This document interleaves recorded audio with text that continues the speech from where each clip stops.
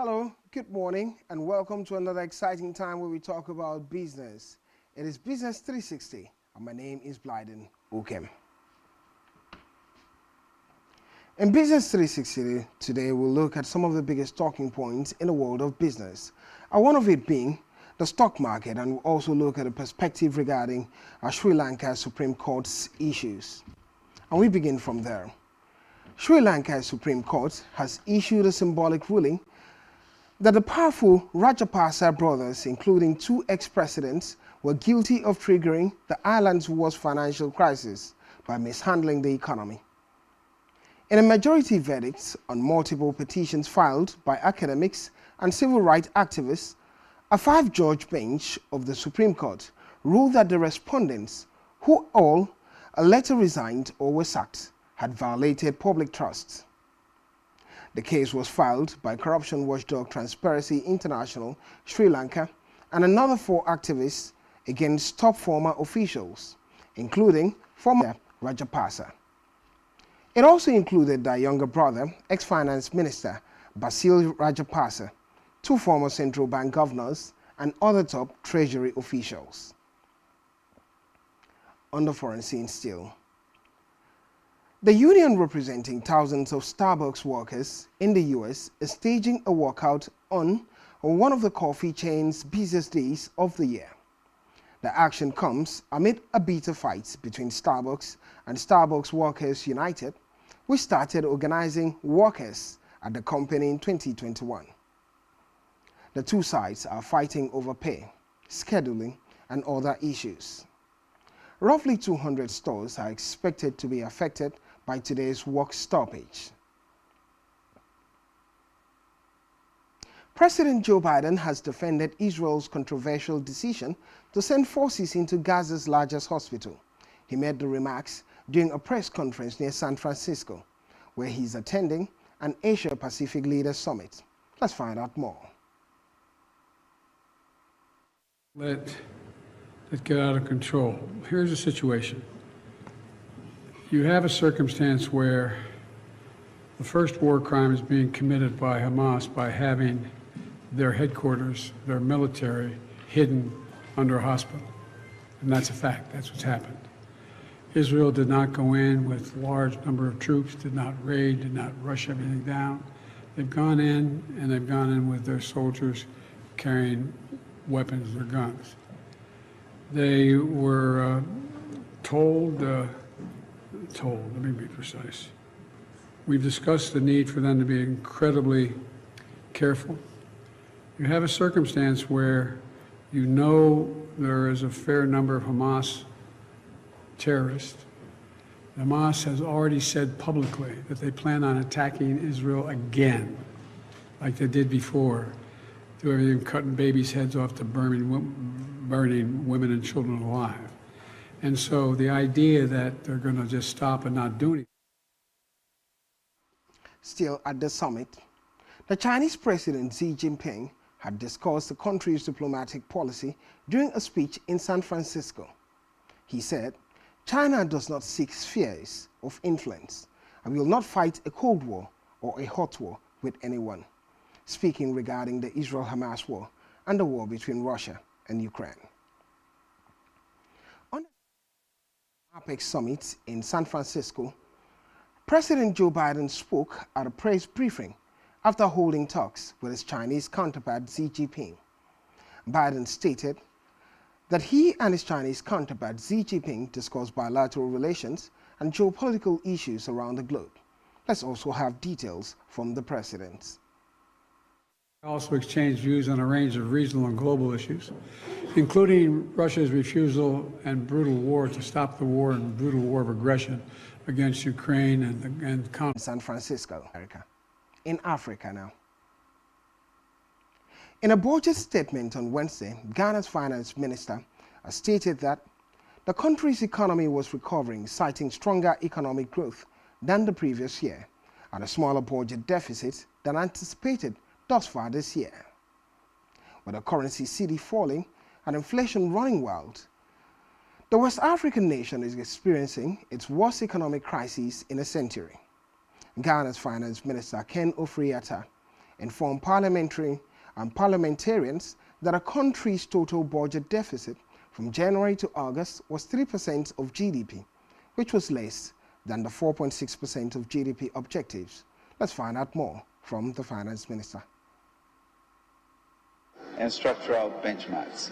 Mr. Speaker, I'm glad to inform this August House that based on the IMF's own assessment at the staff level, after the first review, Ghana met all the 6 indicative performance criteria. The 2 out of the 3 indicative targets, the 2 met a floor on social spending, a floor on non-oil public revenue. The indicative target of zero net accumulation of payables was extended largely to the ongoing negotiations with energy sector IPP on legacy debt. And 6 of the 7 structural benchmarks due end 2023. In Ethiopia, Ethiopian Airlines marks history with its largest ever airplane order. These orders include 11 Boeing 787 Dreamliners and 20 Boeing 737 MAX planes. The purchase includes eco-friendly 787-9 Dreamliners, reducing fuel consumption and emissions by 25%. In Nigeria, the World Bank has released $299.99 million to Nigeria from the approved $800 million allocated for the National Social Safety Net Program scale-up, according to the World Bank. The financial institution disclosed that, with roughly 37.5% of the entire loan disbursed, there remains a pending balance of around $442.88 million. The initiative is aimed at supporting 15 million households across the nation, with each household expected to receive 75,000 naira within 3 months. Still on the country, Nigeria. Governors of 7 Northwest states departed Nigeria for Abidjan, the capital of Cote d'Ivoire, for a meeting on a special agro-industrialization program. A statement issued by the Zamfara State will meet with Dr. Akinwumi Adesina, the African Development Bank president, and his team. The meeting is scheduled for today, November 16, 2023, and will include presentations and briefings on utilizing the Special Agro-Industrial Processing Zones program. Some like good news there. Meanwhile, the federal government has inaugurated a 10-man committee to strengthen the mechanism for a full-scale and industrial production of salt and kaolin in the country. Speaking during the inauguration ceremony held on Wednesday at the headquarters of the Ministry of Solid Minerals Development in Abuja, the Permanent Secretary, Dr. Mary Ogbe, stated that the initiative is to explore and exploit salt and kaolin lines with the renewed hope agenda of President Bola Tinubu. Ogbe gave a timeline on or before 30th November 2023 to the committee for submission of its report in view of the urgency of the assignment. Professor Zacchaeus Opafunsho, the Director General CEO of Council for Mining Engineers and Geoscientists of Engineer, a geoscientist also of Nigeria, will serve as chairman of the committee, while Mrs. Salamatu Omar, Director of Special Duties Department and the Ministry, is the secretary. We'll go on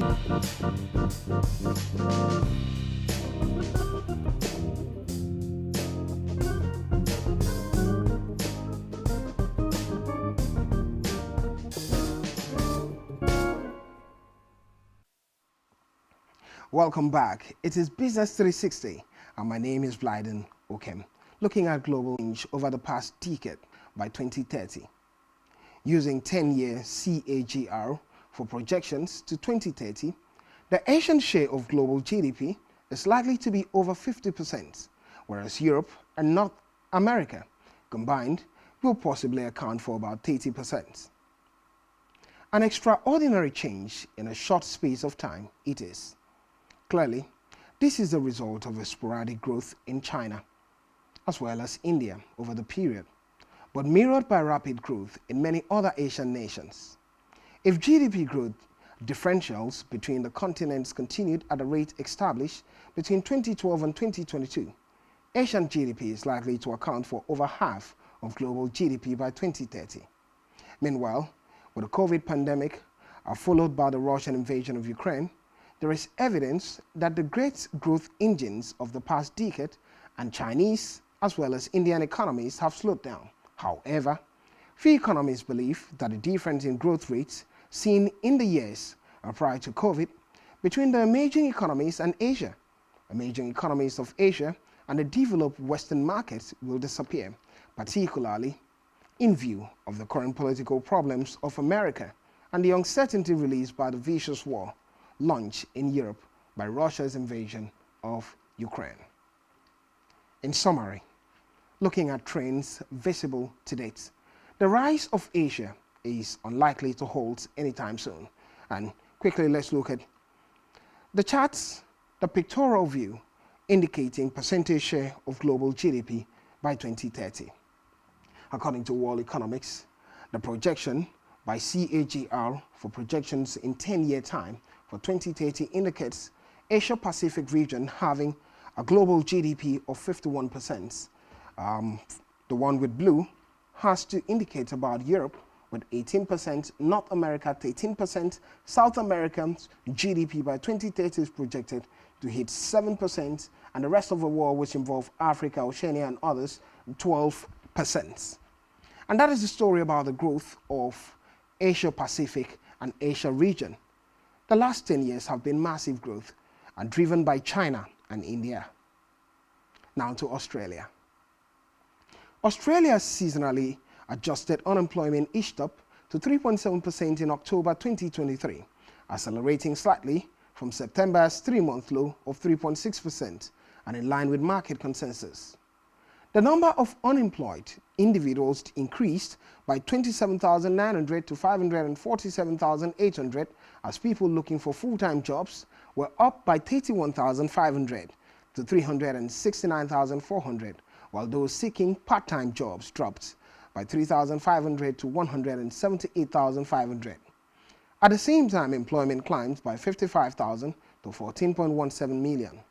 Meanwhile, the underemployment rate stayed at 6.3%, which was still 2.4 points lower than before the pandemic. And now looking at exports from Japan. Exports from Japan rose by 1.6% year-on-year to 9,147 billion yen in October 2023, expanding for the second straight month and beating market forecast of 1% growth in September, as shipments of transport equipment jumped 27.5% year-on-year, led by motor vehicles and cars. By contrast, sales of others fell 2.3% due to scientific and optical instruments at a negative 15.3%. Exports of manufactured goods declined by 3%, linked to iron and steel products and non-ferrous metals, and sales of chemicals were 7.9% lower. Sales increased to the US 8.4%, Hong Kong 9.2%, India 8.3%, Australia 5.6%, the UK 24.7%, and the EU 8.9%. While falling to China at a negative 4%, Taiwan negative 13.8%, South Korea negative 8.1%, Germany negative 2.5%, and Russia negative 60.7%. In Africa now. Tunisia's economy shrank by 0.2% year-on-year in the third quarter of 2023, reversing the 0.6% growth in the previous period. This marked the first contraction since the first quarter of 2021, primarily due to ongoing declines in the agricultural sector in the second quarter, mining sector, and oil refining. Meanwhile, remarkable slowdowns were seen in chemical industries, financial insurance activities, and hotel, restaurants, and coffee shops. Still in the country, Tunisia, on a quarterly basis, the GDP rose by 0.1% in the third quarter after downwardly revised 1.1% drop in the second quarter of 2023. In Nigeria, Nigeria's annual inflation rates continued to climb to 27.3% in October 2023, the highest since August 2005, up from 26.7% in the prior month. Inflationary pressures have intensified over the recent months due to the government's elimination of fuel subsidies in May and the Naira's weakness, which followed the central bank's decision to reduce interventions in the foreign exchange markets in June. Looking at prices for food. Prices for food, which is the most relevant in the Consumer Price Index CPI basket, picked up to 31.5% in October, the highest since August 2005, from 30.6% in the prior month, amid persistent security issues in food-producing regions. While other CPI items, including housing and utilities, clothing and footwear, and transportation, also exerted upward pressure regarding inflation, the cost of commodities. And quickly, let's move to the charts indicating Nigeria's inflation rates. The charts this morning. Inflation rate in Nigeria stood at 21.82% as at January this year, beginning this year, but has been on the rise continuously, indicating higher costs of commodities consistently and a weakness in the naira.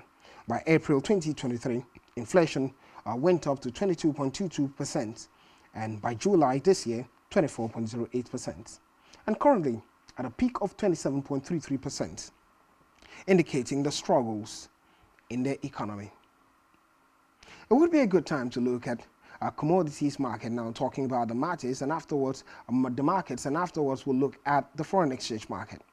All declines on large US build.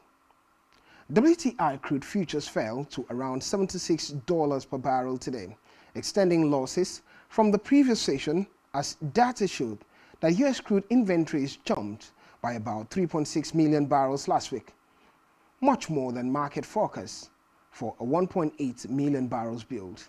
In China, oil refinery throughput eased in October as industrial fuel demand weakened and refining margins narrowed. Oil prices also came under pressure recently after a recent report showed that the oil market won't be as tight as initially thought for the current quarter amid better than expected production growth in the US and Brazil. On the other hand, OPEC reassured markets that fundamentals remain strong and attributed the recent price drop to financial market speculations. And now let's move to the market itself and see what the prices are. The energy market first, and afterward the metals and agricultural commodities. The market.